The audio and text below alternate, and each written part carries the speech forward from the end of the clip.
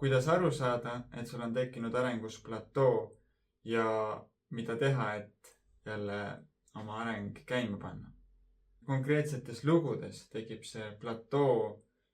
Satun mugavustsooni, kus ma nagu teen midagi, aga ma ei arene eriti.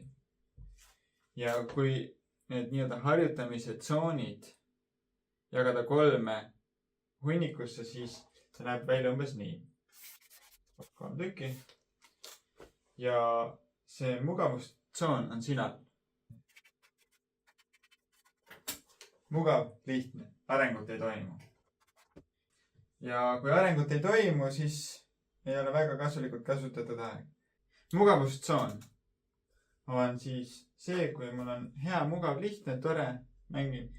Enamus ajast tuleb kenasti välja see, mida ma nagu nõuan endalt sellel hetkel. Ja see võibki olla see, et hakkan mängima seda lugu. Ta võib juba ka peas olla. Ja umbes nagu tuleb välja. Võib-olla mõnda nooti parandan, võib-olla mitte. Ma ei märka, kas mul tempo kõigub näiteks. Ja umbes jään rahule temaga. Minul hea näide on see, et nüüd Elleri esimesel nädalal õppisin ühe loo kiirelt pähe ära, panin liikuma, tegin kenasti seda ja tunnis vaatasime ka, sain paar juhist, kuidas veel paremaks teha. Ja järgmisel nädalal, selle teisel nädalal, mul sisuliselt arengut ei toimunud selle looga. Miks? Sellepärast, et ta oli mul ju põhimõtteliselt selge. Võtsin pilli välja, käisin selle loo peast üle. Kui tuli välja, jäin rahule, võtsin järgmise loo, tegelesin teise loo pähe õppimisega. Ja siis 3 ja nii. Aga tegelikult oligi see, et areng jäi seisma. Ja selle jaoks, et mul areng seisma ei jääks, ma oleksin pidanud otsima võimalusi nii-öelda challenge, takistust tekitada, kus ma peaks pingutama. Inglise keeles on see sweet spot. Mina ütlen, see on nii-öelda paras harjutamise intensiivsus. Hea koht, kuidas harjutada, kus harjutada.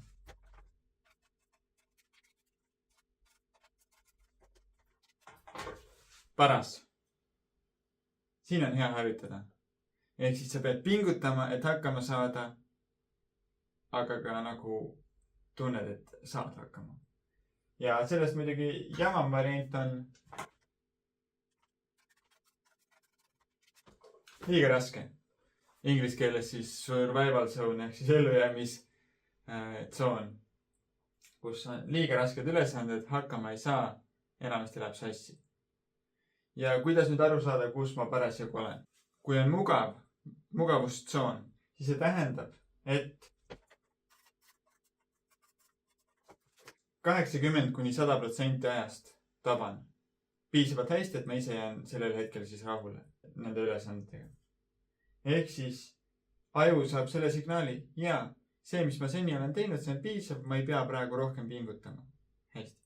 Nüüd see sweet spot ehk siis paras harjutamise intensiivsus ja tugevus on see, kui sa võtad endale sellised ülesanded, kui sa saad hakkama suurem osa ajast, aga mitte alati.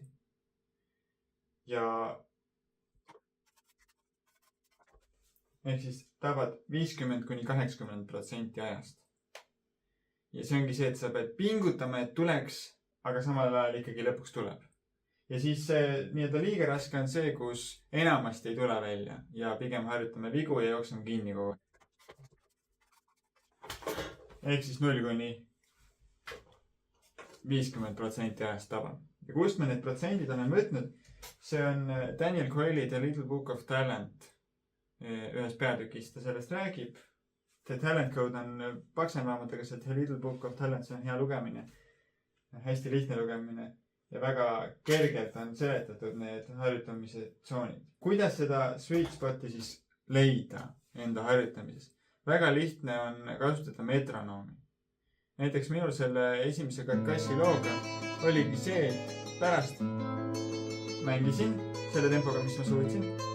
Siis panin metronoomi käima, et saada aru, kas ma selle tempoga lõpuni ka puhtalt saan. Ja sain. Ja siis jagasin osadeks ja hakkasin iga osa hästi väikse sammu kaupa tõstma. Tempo kiiremaks, kogu osa läbi, sain hakkama, tõstan tempot. kui läks sassi, parandasin uuesti ja kui sain jälle puhtalt, siis natuke tõstsin. Ja siis ongi see, et alguses sa istud selles mugavustsoonis või? Enamasti, tõstan, tuleb välja. Ja mingi hetk sa tunned, et sa jõuad siia, kus peab pingutama, et välja tuleks ja vahepeal ei tule välja. Ta on pingutama, et tuleks välja, aga vahepeal ei tule välja. Ja siis tõstan veel ja aina rohkem hakkab neid tulema, kus ma pean mitu korda uuesti võtma. Ja siis avastad, suurem osa ajast ma jooksen kinni. See hetk on stopp. Panen eelmise tempo kirja, millega mul välja tuli hariliku pliiatsiga oma nooti. Mul on siin pandud 70 on praegu. Et need kohad, kuhu ma jõudsin välja, sinna panin siis kirja. Selle osa harjutan üle näiteks järgmine kord ja siis panen kirja selle viimase tempo, millega mul välja tuli. Nii, siis on see selle korra harjutus tehtud selle osaga. Ja siis võtan järgmise lõigu ja jälle algtempo ja tõstan, kuni enam ei õnnestu. Ehk siis ma hakkan juba siia liiga raske juurde tulema. Ja järgmine kord, kui ma harjutama hakkan, siis ma panen selle eelmise lõpptempo ja alguses sihin seda. Kui sellega saan hakkama, siis saan jälle tõsta. Et iga kord ma natukene tõstan ja samal ajal see näitab ka mulle hästi kenasti kätte, et mul on progress. Iga kord, kui mängima hakkan, tõstan metronoomi tempo vähemalt ühe võrra selles kohas. Kuni saan siis selle lõpptempo kätte. See on kõige lihtsam viis ennast siit mugavustsoonist välja pressida ja harjutustsooni saada. Väga hea mõte. Harjutustsoon. Ja nüüd, kui sa oled selle ammendanud, selle tempo tõstmine, või siis tahad lihtsalt mingisugust muud varianti, kuidas seal harjutustsoonis püsida, siis saad samuti võtad selle konkreetse tempo, mis sa tahtsid, praegu harjutad, ja puhastad kõik plärinad. Kõik kohad, kus sa tegid mingisuguse asja, mis sa tead, et saaks peanud teised tegema, stopp, parandan uuesti. Ja ühtegi viga läbi ei lase. Samuti toob siit siia, sest hakkab rohkem segi minema, kui sa ei keskendu. Ja siis on ka see, et dünaamikat paned juurde. Ja kui unustad dünaamika, stopp, uuesti. Ehk siis saaks hästi selle loo sees ja kogu aeg peaksid pingutama, et tuleks. Kohe, kui enam ei pinguta, siis lõpeb õppimine. Et kui aju ei pea enam pingutama, siis ta paneb eelmise autopiloodi, enam ei arene. Ehk siis kokkuvõtteks. Oluline on, et kogu aeg siin harjutustsoonis istuda, kui me tahame areneda. Millal on see nii-öelda mugavustsoon ja siin selle paraja tsooni vahel hea olla? Siis, kui harjutad esinemist.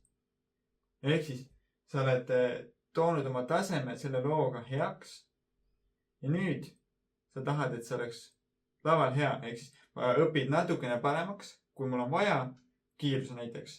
Ja siis mängin sellest rahulikult, siis selle tempoga, kus ma olen kindel sooritaja.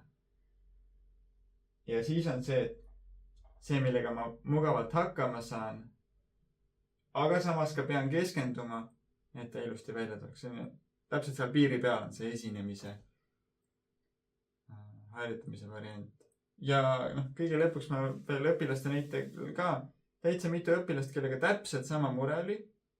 Aga kui ma endal seda teadvustasin endale seda, et mul tekkis selle ühe looga platoo ja ma ka harjutasin oma õpetajaga selle läbi, siis ma palju paremini hakkasin märkama ka õpilastel seda platood, mugavustsooni langemist mingite kohtadega. Ehk siis sain samamoodi aidata neid uuesti siia harjutamistsooni tagasi. Ja tegu on just nende lugudega, kus neil see lõik oli juba peas. Ehk siis harjutasid peast selle üle, põhimõtteliselt tuli ja siis hakkas järgmist juppe edasi õppima pähe. Aga see, mis juba peas oli, et see tema areng jäi nagu seisma. Ja et kuidas siis seda arengut tõsta siin harjutustsoonis. Tagasi tulles selle nii-öelda skaala juurde, siis teistmoodi on seda seletatud niimoodi, et harjutamise intensiivsus, kus on areng kõige parem, on 104% sinu võimekusest. ehk siis 100% on see, et kui sa kindla peale sooritad ja 104% on see, et sa pead pingutama, aga ilmselt saad hakkama. Alati ei saa, aga ilmselt saad. Ehk siis nii-öelda sirutad, inglise keeles nagu reach. Mida rohkem reach'e ehk siis sirutusi järgmise taseme suunas, seda rohkem aju areneb ja need asjad jäävad meelde ja ise areneb. Aga kui see protsent on liiga raske, siis kindla peale eksid, ehk siis sa ei suuda ja ei toimu seda arengut. Ja õpilastega samamoodi me nüüd nende kohtadega tegime metronoomiga, panime kirja, leidsime selle tempo üles, mis parasjagu on hea, hakkasime tõstma ja leidsime üles, kus see sweet spot oli, eks ole. Ja siis, millal see lagi ette tuli, kus hakkas ainult sassi minema, siis panime eelmise kirja, stop. Võt, see on minu järgmine kord, kust ma hakkan edasi minema. Ja kui sul on ka samamoodi harjutamises, et sul on mingi lugu, mis sa oled pikalt mänginud, aga ta nagu ei lähe paremaks, siis tavaliselt on see häda, istutatakse seal mugavustsoonis. Areng toimub siin keskel.